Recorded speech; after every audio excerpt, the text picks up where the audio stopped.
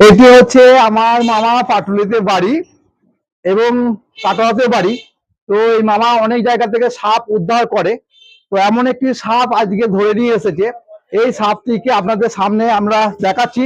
একদম উনি সাপ ধরে জঙ্গলে ছেড়ে দেন এবং প্রত্যেকটা গ্রাম থেকে যেখানে খুশি ওনাকে ডাকে এবং সেই ফোন নম্বর আমি পরবর্তীকালে আপনাদের এখানে দিয়ে দেবো।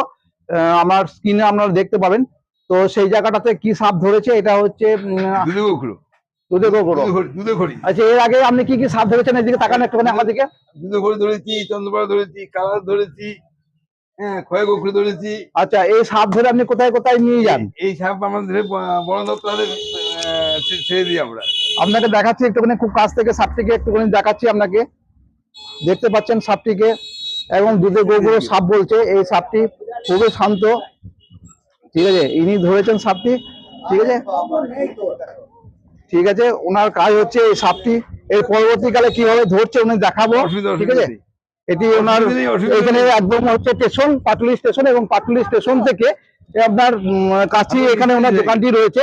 এই দোকানটিতে আপনারা দেখতে পাবেন। ওনাকে কোনো সময় দরকার পড়লে পরে আমি দোকানে এই কারণে একটা করছি, ওনার এই দোকানে আপনারা আসবেন। কোনো সময় সাপের যদি বাড়িতে কোনো রকম ভাবে কিছু বিপদে পড়েন, অবশ্যই আপনারা আসবেন এখানে। এসে আপনারা ওনাকে বলবেন এই দেখুন উনি মানুষটি, সেই মানুষটি এরকম সাপ ধরেছে, সাপ ধরে জঙ্গলের দিকে দিয়ে দেবে, ঠিক আছে। দাদা, সাপটিকে আপনি কিভাবে রাখছেন আপনি রেখে দিন সাপটিকে।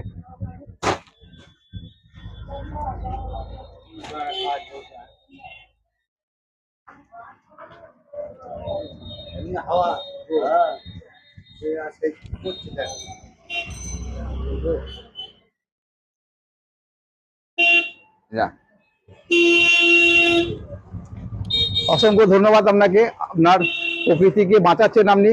থ্যাংক ইউ দাদা।